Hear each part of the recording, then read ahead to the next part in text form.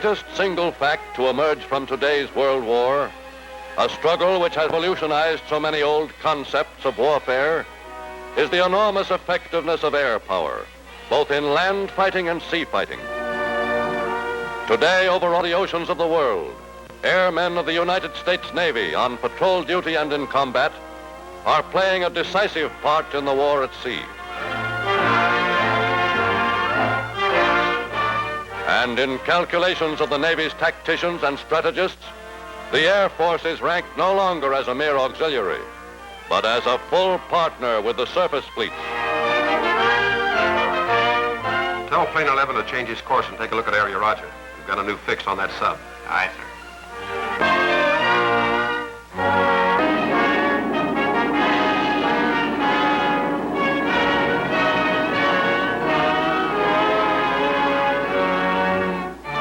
To build its great Air Force, the Navy can call and has called upon the best of America's young manhood. For naval aviation has behind it a proud tradition of courage and gallantry, of pioneering and adventure that has captured the imagination of the nation's air-minded youth. Within the short lifetime of most of these youngsters, it has grown from a groping experimental organization occupied with what most men dismissed as impractical dreams into a mighty force, which is today helping to reshape the destiny of the world. Preserved in the Navy files at Washington, on films and on paper, is the story of naval aviation and of the pioneers who paved the way for it. Men who shared a vision and who had the daring and courage and imagination to turn their vision into reality. These files, these pictures, constitute an eloquent record of the unbelievably crude beginnings out of which the science of aeronautics was developed, and man was launched upon one of his most audacious and long-sought conquests, conquest of the air.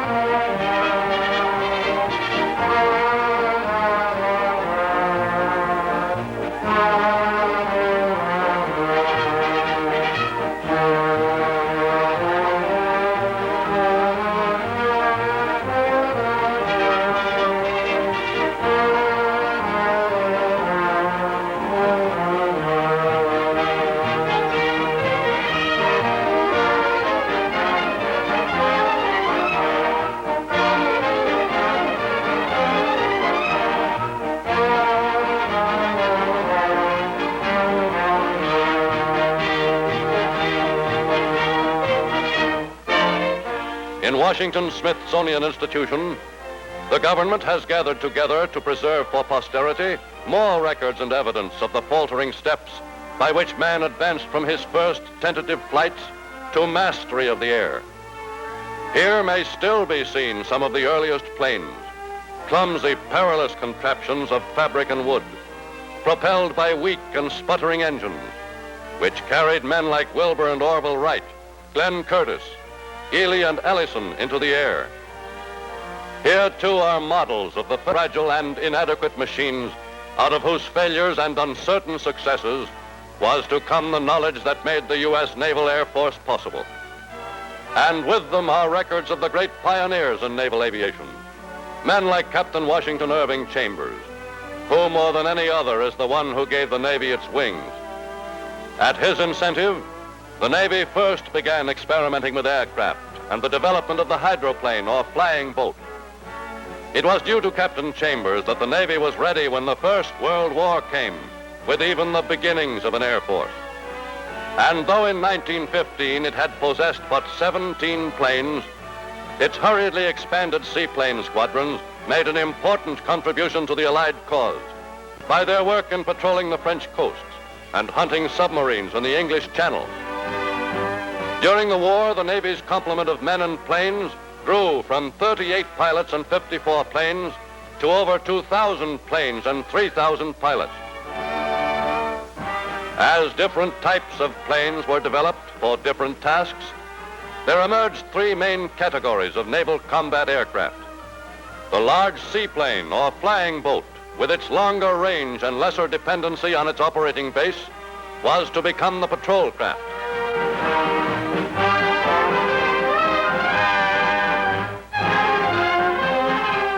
The seaplane was still an imperfect and unpredictable instrument when, under Commander J.H. Towers, today an admiral, the U.S. Navy flyers undertook in 1919 the first flight across the Atlantic.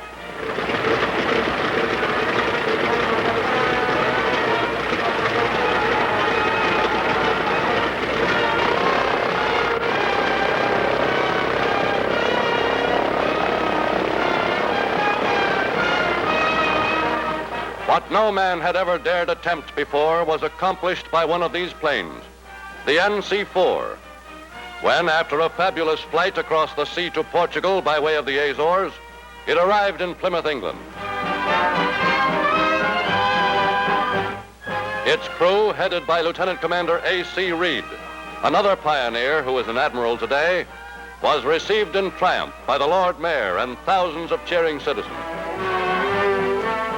With the Atlantic conquered, another and greater long-distance flight across the immense Pacific became the Navy's ambition.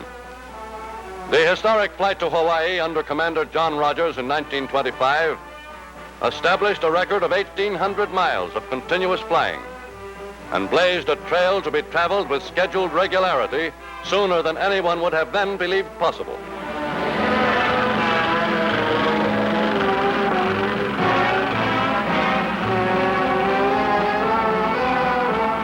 Naval aviators were gaining new confidence. They knew what they and their planes could do. Flying was no longer a dangerous and uncertain undertaking. Its success depended upon many unpredictable factors.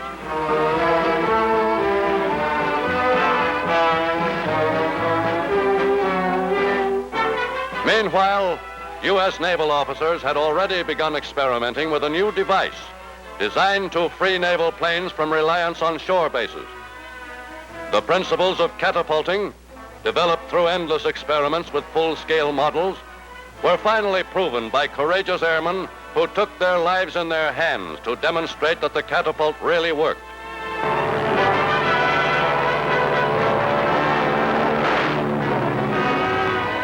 Thus it became possible to add to the Naval Air Force short-range scout and observation planes to operate from and work with ships of the fleet, enormously extending the fleet's effective range of action.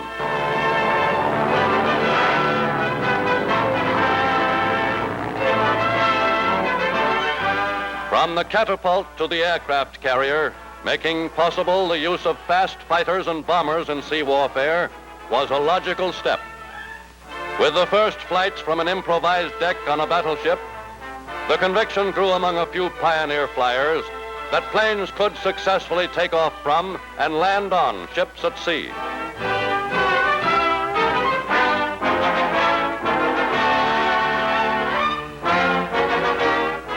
Since aircraft carriers as yet existed only in the imaginations of a few men, the Navy conducted its tests on land. Any idea that looked as though it might work was given a trial.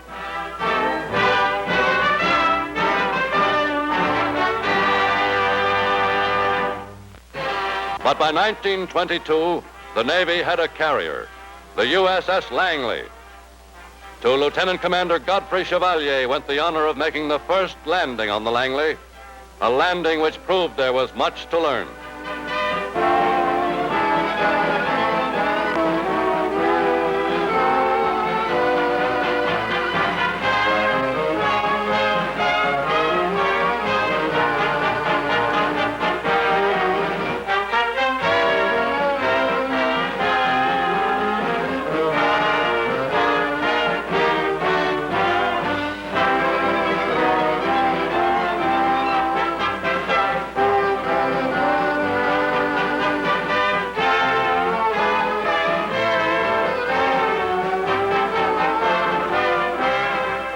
To the pioneers, flying had become a religion. Despite the great personal risks involved, they were determined to perfect, by trial and error, a dependable technique.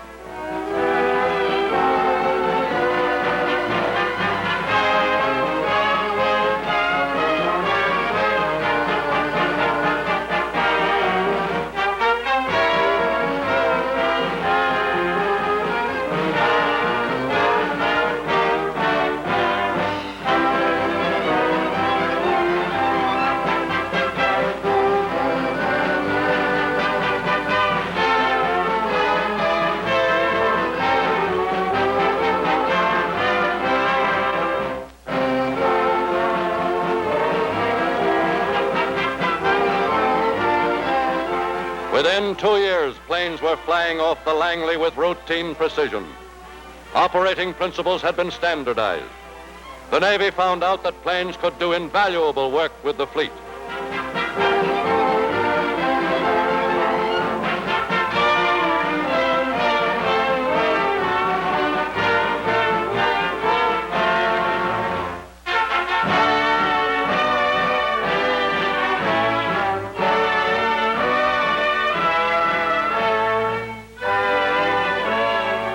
Models of proposed types of planes were made and test flown in the Navy's first crewed wind tunnel, where an idea of their airworthiness could be estimated. High standards of aerial gunnery grew out of target practice, in which new type machine guns, built especially for aerial combat, proved their worth. In training schools, much practical experience was gained in the study of airplane engines. And in time, a small but highly competent group of aircraft students learned their aerodynamics from instructors who were still feeling their way along, from theory to theory, and were as often wrong as right. We are now definitely of the opinion that the use of brakes on airplane wheels is impractical. The sudden checking of speed when brakes are applied causes the plane to ground loop. Always alert to the development of aircraft of type, the Navy early experimented with lighter-than-air ships. The early blimps of the Navy operated with such good effect that soon great airships were in use, ships capable of staying aloft for days at a time.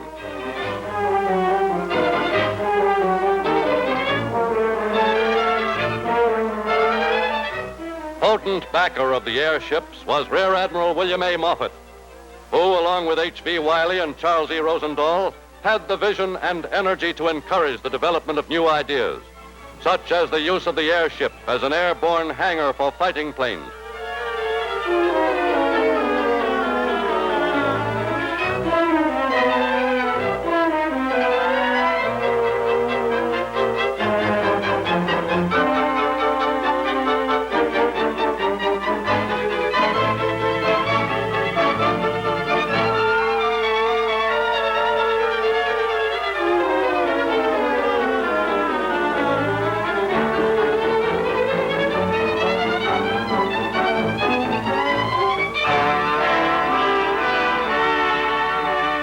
By the early 20s, when the Navy's first fighter squadron was formed, the use of specialized types of planes for special duties was an accepted principle of military aviation.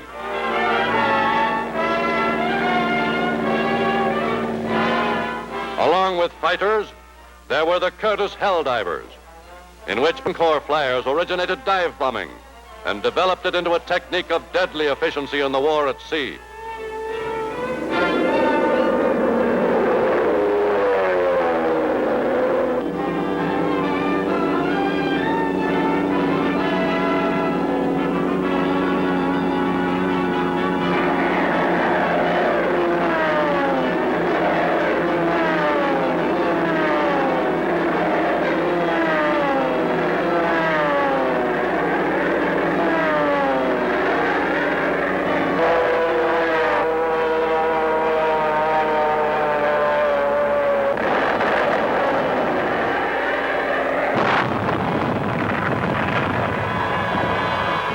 The Navy pioneered in the development of torpedo planes that could carry a 1-ton aerial torpedo. But many an unsuccessful run was made in the early days before all the problems of dropping torpedoes from the air could be solved, and a technique developed which ensured consistently accurate results.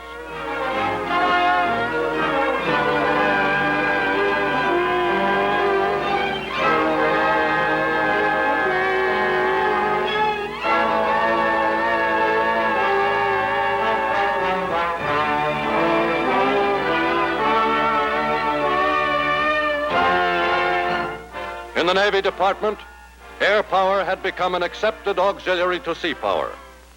And when the Washington Arms Conference halted construction of the half-built battle cruisers Lexington and Saratoga, the Navy was quick to convert them to aircraft carriers.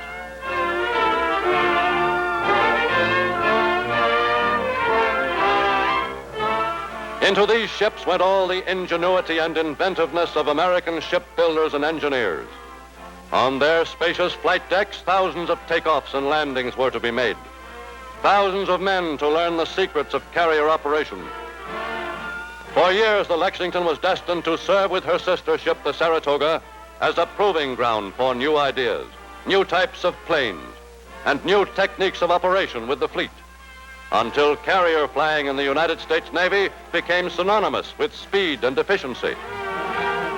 Stimulated by the Navy's need for ever better and faster planes, the development of all types of naval aircraft made rapid progress.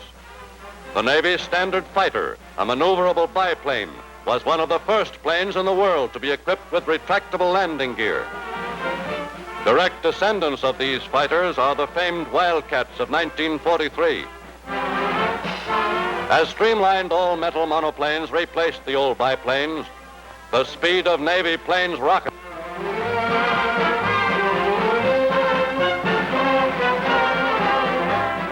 As the range of airplanes increased to thousands of miles, giant patrol bombers took over many of the duties of warships in scouting and anti-submarine patrol. On the basis of the devastating effect of its planes on the enemy's ships and shore installations, the aircraft carrier has today taken the battleship's place as the backbone of the Navy. And coming to join the fleet's carriers are scores more now a-building. Ships whose planes will write glorious pages in the history of the Navy.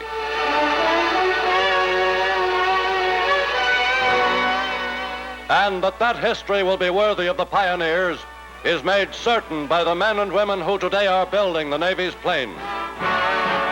For the daring of a new generation of Navy pilots and their determination to win their battles must be matched at home by the determination of each aircraft and parts worker individually to do the job with all the effort and skill at his or her command.